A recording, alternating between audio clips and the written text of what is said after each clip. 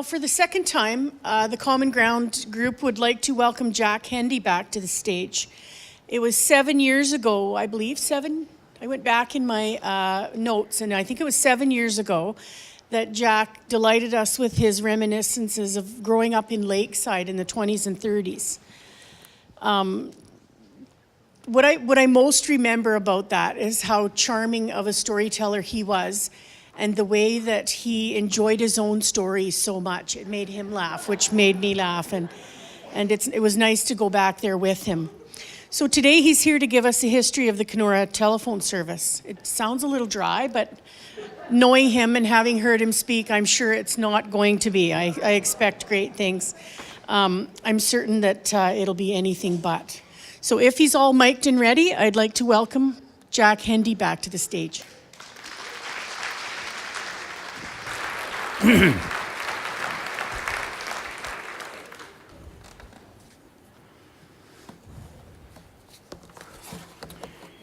Well, that's a hard introduction to sign up to. I mean, especially coming after Wayne did his thing. I was blown away. I'm sure the rest of you were too. And Kenora is very fortunate to have people like Wayne in our midst, and he really enhances Kenora as a vibrant community. There are a few others that I've become aware of lately too. Olivia Whitten and what's his name? Whiting, Leonard Whiting. If you haven't heard these people sing, woo, you've got a treat coming, because they are just professional at the highest order. So anyway, to be on the same stage as Wayne is quite a treat. So I try and stay awake. They're producing lunch out in the hallway right now. So we'll get through this, and if you're going to nod off, I'll point out to you. Might help. Okay. How do I change the pictures? This is it? What's the pointy end? There you go. There we go. So Hello. you're going to click that thing. You're going to click that when you want to go to the next one. Okay. Thank you. Picture number 1. From the beginning of time, mankind has experimented with some form of communicating messages with one another. Jungle tribes used tom-toms or beat on hollow logs. Natives used smoke signals. And some tried string and tin cans, such as these two ladies are doing. Actually, you can hear a voice by doing this. I've tried it myself. It's not very clear, mind you. It's a mumble, but it does produce a sound. Eventually, the telephone as we know it evolved, and in 1973, Motorola Corporation introduced the mobile telephone, a device capable of sending and receiving data, checking weather, paying bills, banking transactions, watching movies or sports, taking pictures and sharing them with another person, and a mind-boggling assortment of games, applications, and uses, and even talking to one another. All without any physical connection. Sounds like magic, doesn't it? Many credit. I'm sorry, I forgot to put the next picture up, but we'll start with this. Why is it called a cell phone? It's because of this. The cell tower is in the middle of a 35-mile-an-hour, 5-mile radius. And it's called a cell.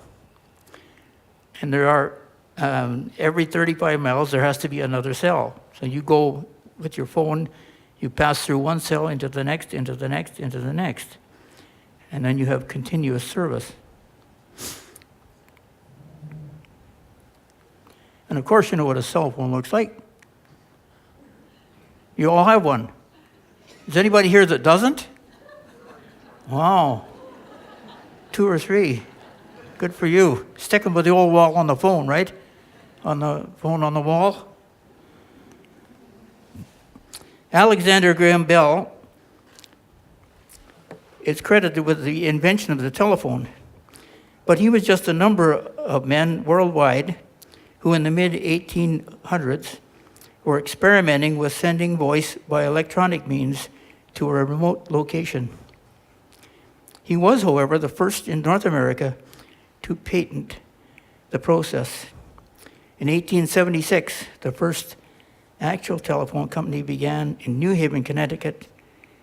The concept of voice communication with another person remotely spread quickly around the world. In 1891, a group of businessmen in what was then called Rat Portage recognized the need to have both electric lights and telephone service. They established the Rat Portage Electric Light and Telephone Company. It was a 4-party system having 4 customers per line, utilizing open wire strung on crossarms below the electric light system. You see the poles and the arms that are on there carrying like this is a picture of Main Street back in those days.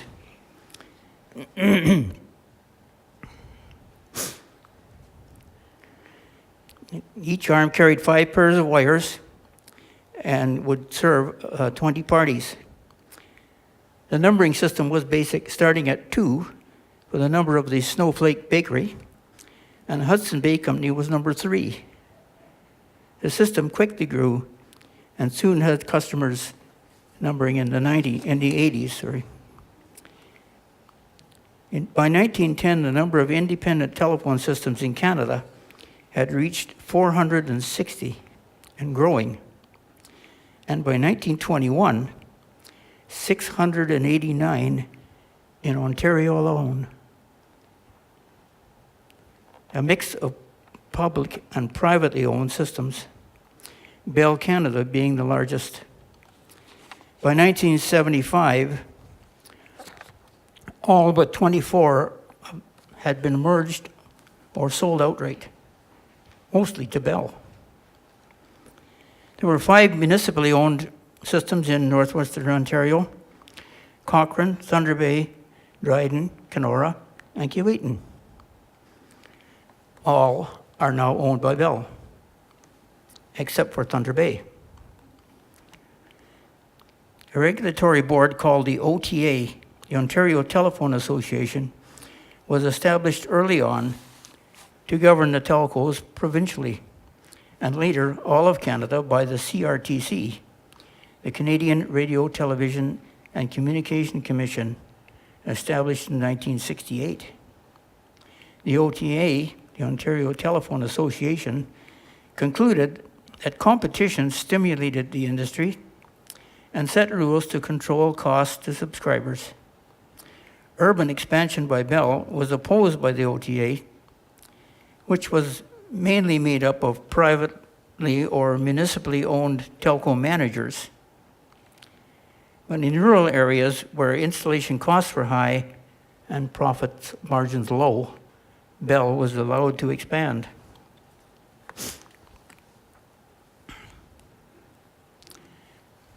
To carry voice over copper wire requires DC voltage supplied by batteries, originally contained in a subscriber's telephone. You see an early phone there with 2 batteries in the bottom. To ring your party phone, to ring your party's phone, also contained a magneto connected to a crank handle, and it's in the top of the picture there.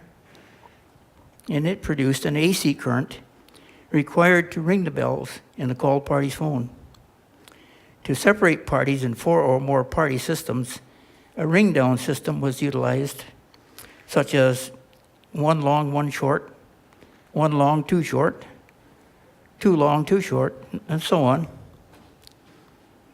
Since all the phones in your party group rang, you were only supposed to pick up when your code rang.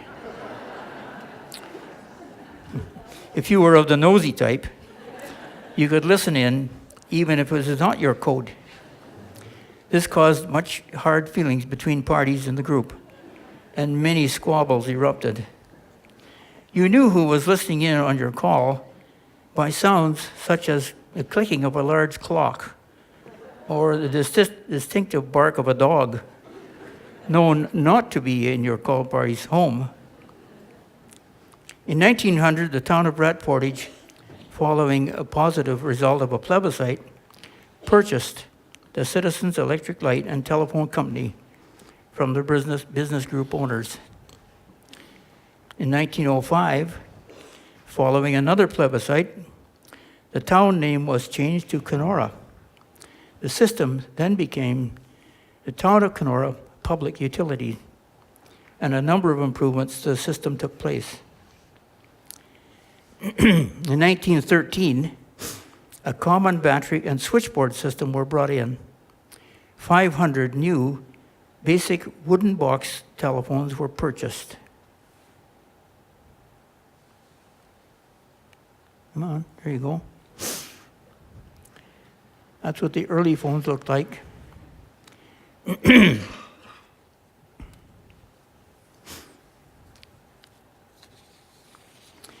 Each customer was assigned a 3-digit number combined with a color code. Colors were blue, black, red, and green.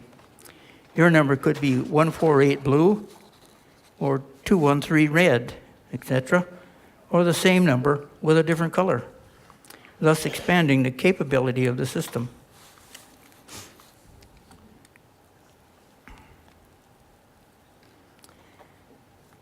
The switchboard was located on the top floor of 100 Main Street, the town office and council chambers at that time, all connecting lines terminating in the basement.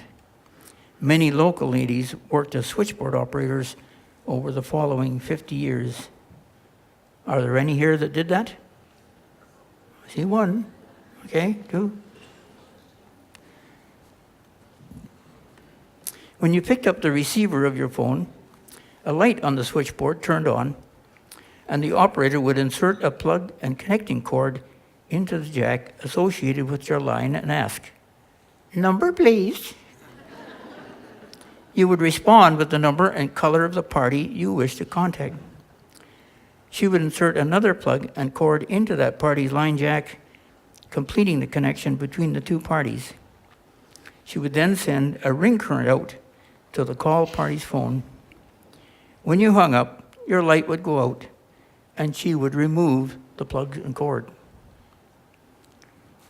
If your clock stopped and you wished to know the correct time, you simply picked up your phone and asked the operator, "Correct time, please," and she would give it to you. For emergency type calls, you could just say police or fire department, since there was only one of each. If your Kenora system expanded to cover all of Kenora, the south part of Rabbit Lake, Coney Island, and lake lines out to Dells Gap Lodge and Treaty Island, plus a few private island cottages.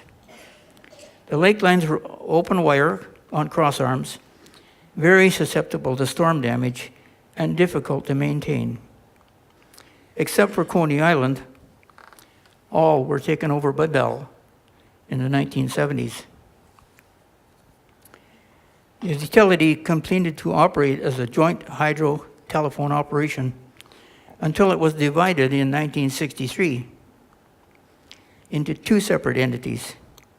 Linemen were required to become certified as journeyman power linemen, a 4-year on-the-job apprenticeship. Telephone installation and repair was also learned on the job. Central office switchmen were trained by the company installing the switching system. A telephone system is made up of 2 separate entities, outside plant and inside, or central office, sometimes called the exchange. Because outside plant in the early days consisted mostly of open wire strung on cross arms, reliable service was a problem. The lines would tangle or be taken down by tree limbs during storms, disrupting service until repaired. Multiple pairs of fine gauge, paper insulated copper wire sheathed in lead was a huge improvement.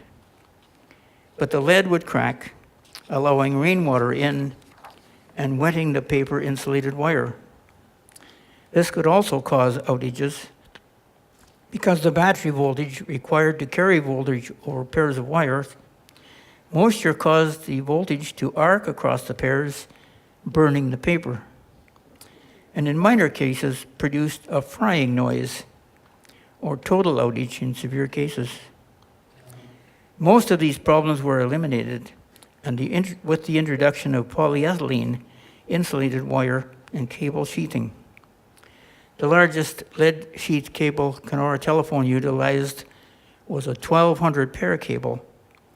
It was still installed in 1955 to feed the new subdivision and seniors' home in the Pinecrest area. In 1891, Almon Stoger, a New York undertaker, became aware he was losing customers to his competitors. His competitor's wife was an operator who redirected calls intended for Stoger to her husband, also an undertaker.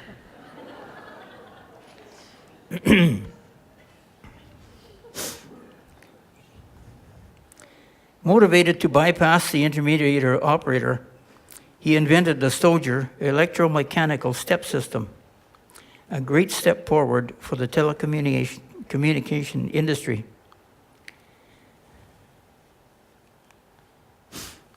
That's what a Stoger step system switch looks like.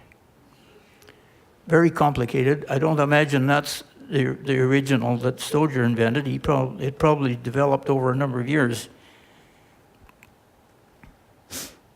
In 1901, the Automatic Electric Company of Chicago purchased the rights to Stoger's invention and became the leading supplier of central office switching systems and telephone supplies in the world.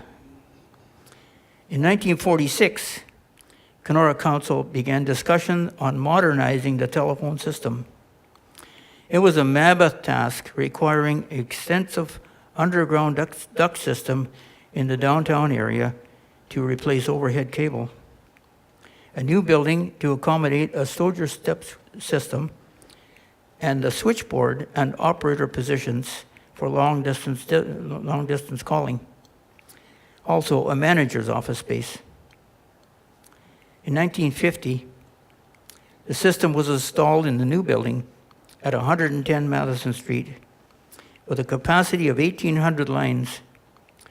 Rotary dials were installed in existing box-type phones.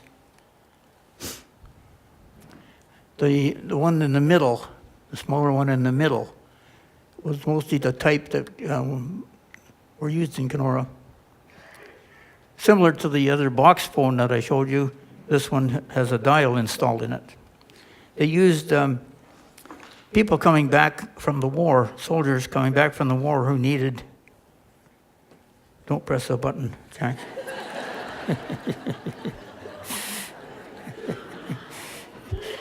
Who needed work to do, so they hired these guys on to go around to all the houses and install dials in the telephones. All right, thank you, Lisa. Don't touch it, okay. I hear you. You're all familiar with a phone that looks like that, and that was the next step in modernizing the system. The Stoger step system required a space 40 by 90 feet, housed in rows of cabinets, like that.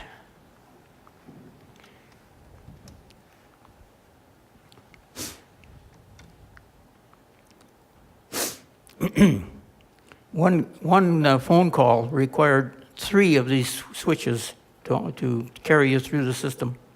So that's why they had to have so many. And in the telephone exchange, there were rows and rows and rows and rows of them.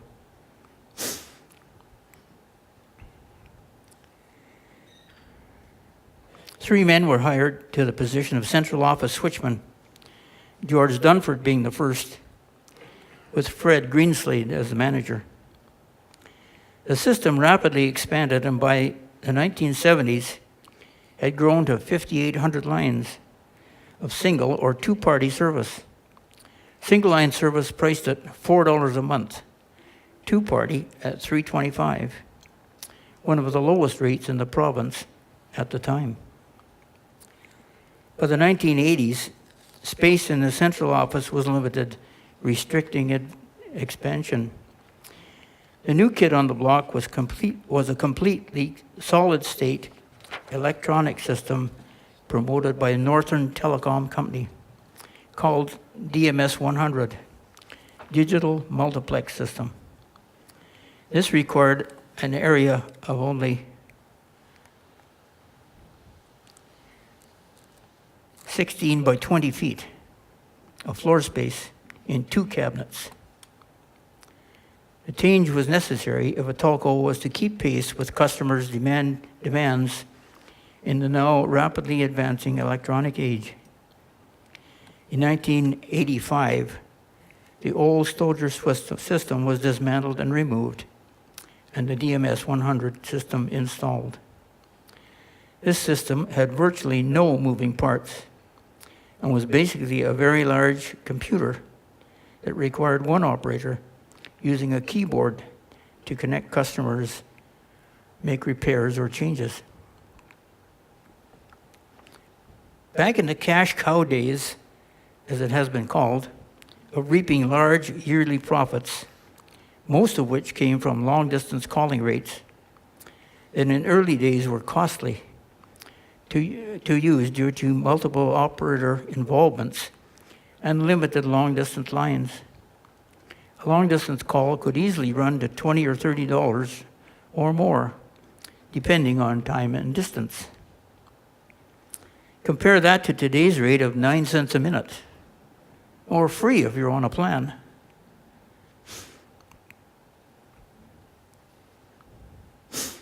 This revenue stream began to, Kenora Telephone received 20% of all outgoing long-distance calls and a smaller percentage of incoming calls. This revenue stream began to decrease when Bell Canada was given the rights by the CRTC, the governing body of the industry, to all long-distance call hauling. Bell bought out all existing operators and related equipment and substantially increased the number of long-distance circuits. Direct distance dialing was introduced and long-distance rates began to decrease. This was a boon to business community, but a revenue loss to telephone companies.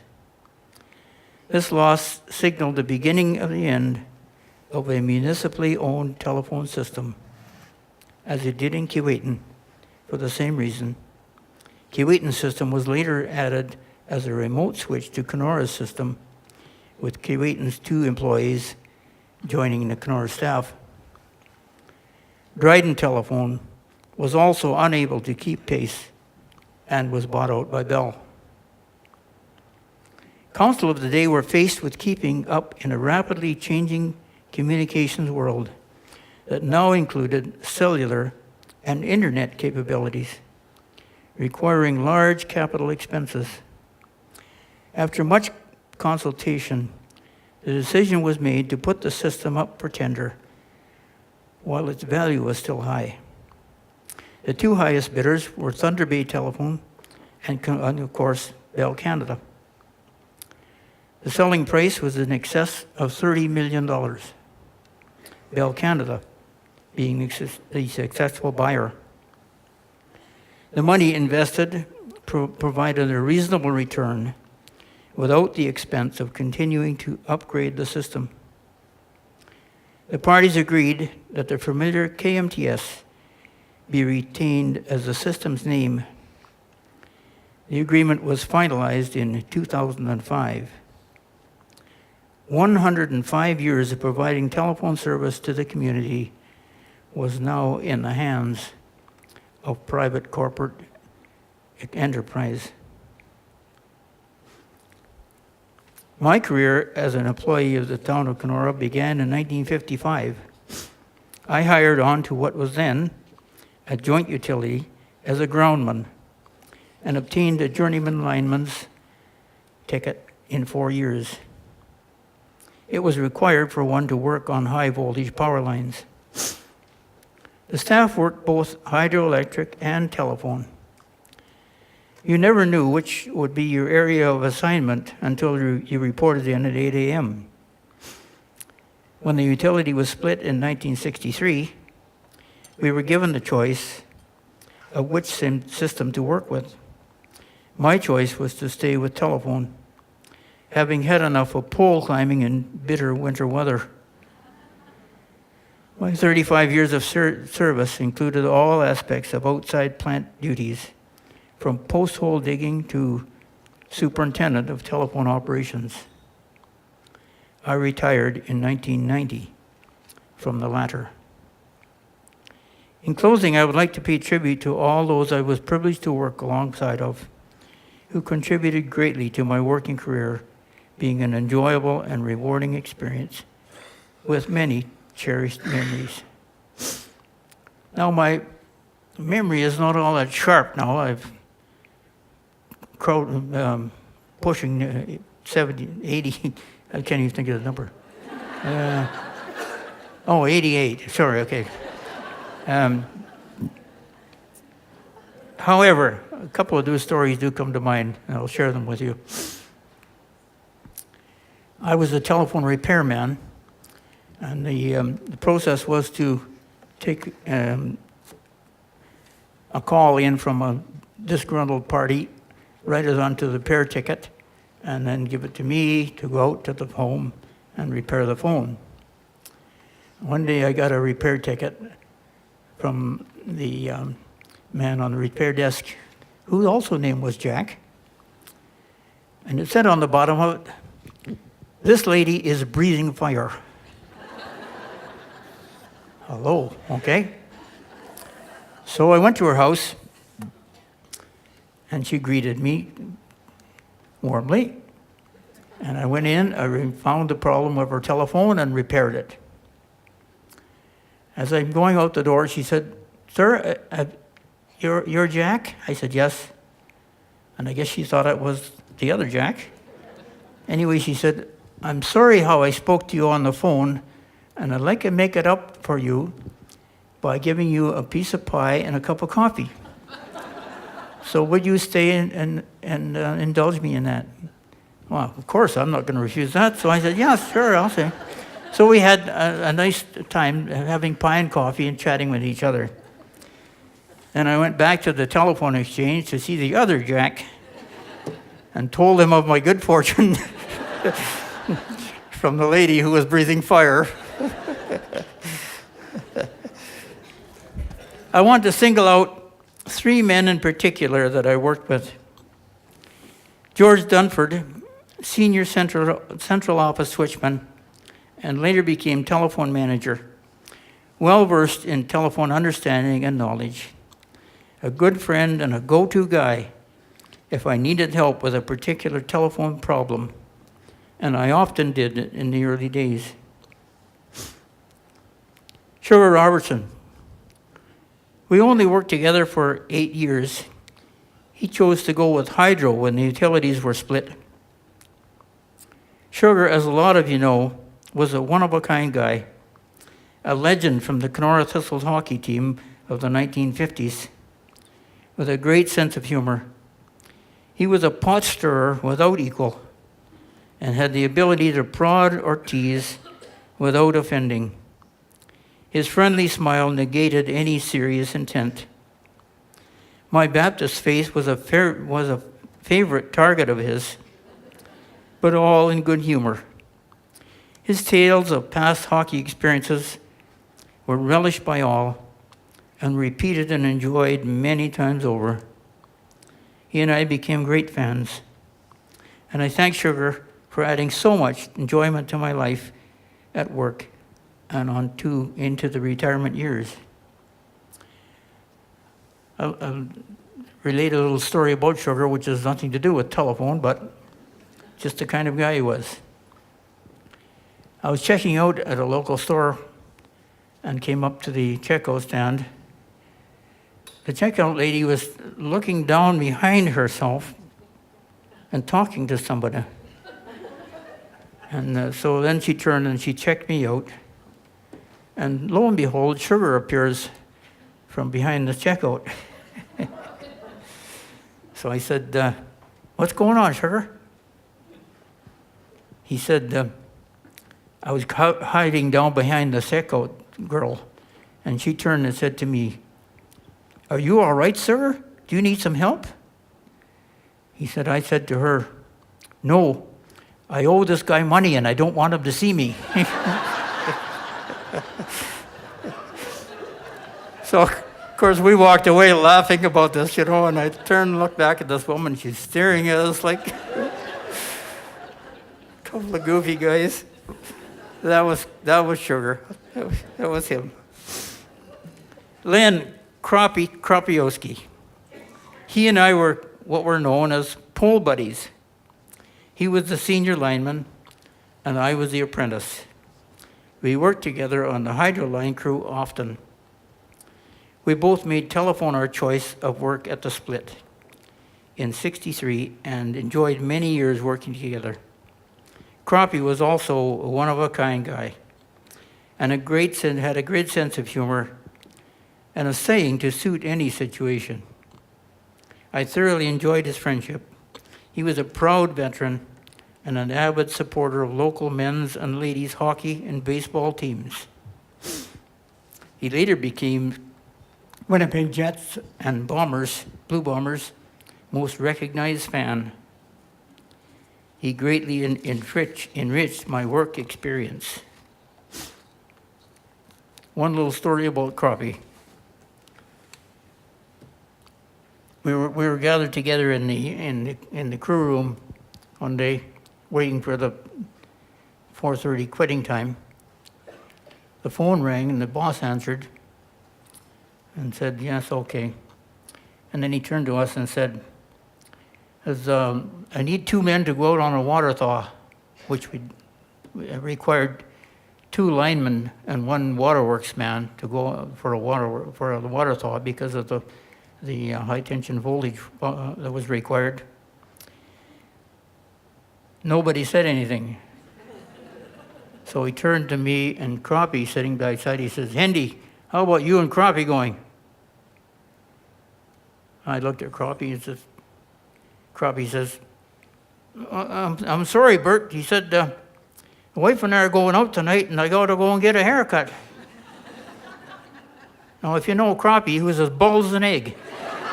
He never had 1 hair on his head.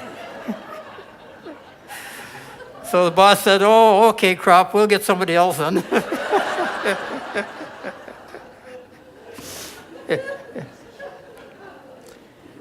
All 3 of these guys have now passed on, but the memory brings a smile as I think back to working days with the town of Kenora Telephone. It was a treat. Thank you.